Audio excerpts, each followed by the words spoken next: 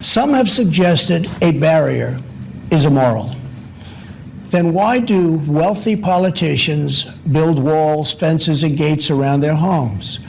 They don't build walls because they hate the people on the outside, but because they love the people on the inside. The only thing that is immoral is the politicians to do nothing and continue to allow more innocent people to be so horribly victimized. And that says it all, doesn't it? It says it all. You got to see this, though. It all comes down to money. It's all money. It's all about money. It always comes down to money, doesn't it? All of this. And it does. It does come down to money. I mean, have you seen what is happening right now? This is not as sexy, but oh, is it important? I mean, they said it couldn't happen. This is CNBC.com. Are you ready for this headline? Manufacturing industry posts biggest annual job gain in 20 years. They said it couldn't happen. Manufacturing jobs couldn't grow. By the way, you know what kneecap manufacturing jobs 20 years ago? It was NAFTA. They sold our jobs overseas for political profit and a couple quarters of political donations. They said Trump was just blowing smoke to get votes in swing states. You can't bring back manufacturing. Remember where Obama said that? What kind of magic wand does he have? You don't have a magic wand. How's he going to do that? He just did. This is what getting your promise done looks like. Again, headline, CNBC, manufacturing industry posts biggest annual job gain in 20 years. I mean, do you realize, I got to pull this out. I quote this to you all the time, NPR. It's yellowed and crinkled. I keep it in here. Since the 1960s, blue collar wage gains, negative 5%. For those of you on Common Core math, that's going backwards by 5 percentage points. White collar job growth, depending on the industry, averaged in around 27%.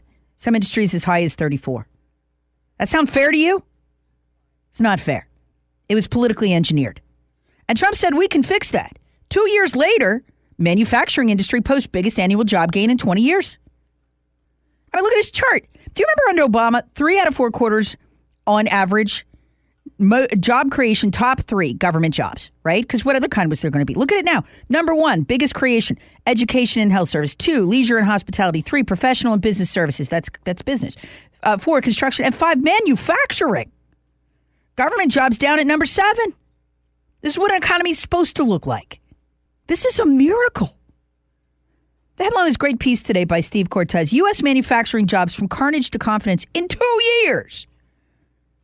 President Trump detailed the woes facing far too many Americans, especially blue-collar workers, deeply wounded by the rusted-out factories scattered like tombstones across the landscape of our nation. He said that during his inaugural address. He said this American carnage stops right here and stops right now, and it did.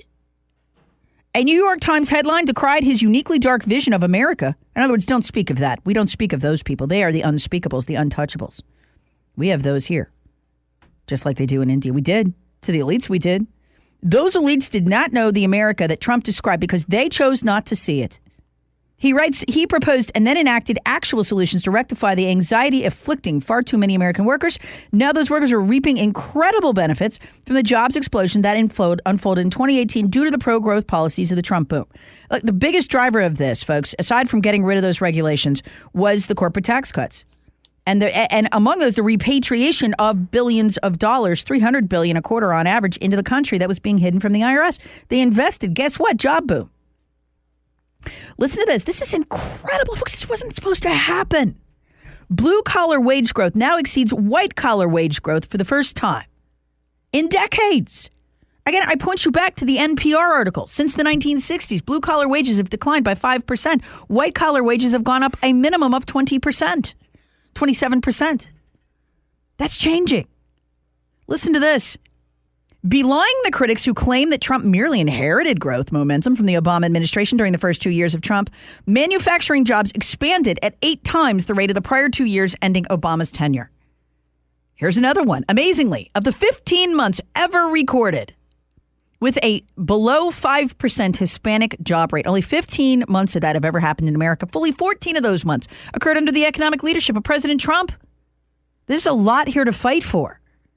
We don't have to live the way we lived for the last 20 years, especially if you are blue collar and you want to have a good life. We never had to live that way. None of it was ever necessary. It was foisted upon us by the political class, a problem created by them, and Trump is showing that. So far, he concludes, the Trump era represents a rare political reality of promises made, promises kept. Again, CNBC says it all. I've got it up on my Facebook page. Manufacturing industry posts biggest annual job gains in 20 years. Oh, by the way, that was in December, when they were cautioning on Thursday that the jobs report to come out Friday would show a manufacturing slowdown and a softening jobs report. They know nothing. You know nothing, Jon Snow. Turned out he didn't really at that point, but that was before the cave. Anyway, can't wait for Game of Thrones to come back and Jon Snow. I think Daenerys is going to get killed. That's my theory. You think Dany's going to die? Like the manufacturing jobs? Under 20 years of Washington government? The Bushes? The Obamas? The Clintons? Anyway, if you're a Game of Thrones fan, you know what I'm talking about. If not, you ought to watch it. It's a great show. I'm all over the place this morning. I'm so fired up. When I said it's all about money, and I just read you the wage report, the manufacturing job expansion, the donors desperately. And you got 3% wage growth? And you're seeing that in manufacturing? You know what that sounds like to you if you're a multi-gazillionaire and you're the one funding the Democrat and the Republican Party? That's an expense. That's not a victory. That's an expense. You want to take that back. And the best way to do that is flood the country with illegal immigrants to compete. Drive those wages back down. By the way, why did NPR choose the 1960s to begin measuring blue-collar wages? The Immigration Act. That's why. We had a great lifestyle in America until we flooded the market with more people than there were jobs and depressed wages. These donors can't get these people in here fast enough. They don't care how many people die. This is why the Democrats and the Republicans, most of them, are paid to ignore the carnage. It comes down to money. And when they see a manufacturing report like that, unlike me, who loves their fellow human being and wants everyone to succeed, all boats lifted, they freak. They profit when you hurt. And that has to change.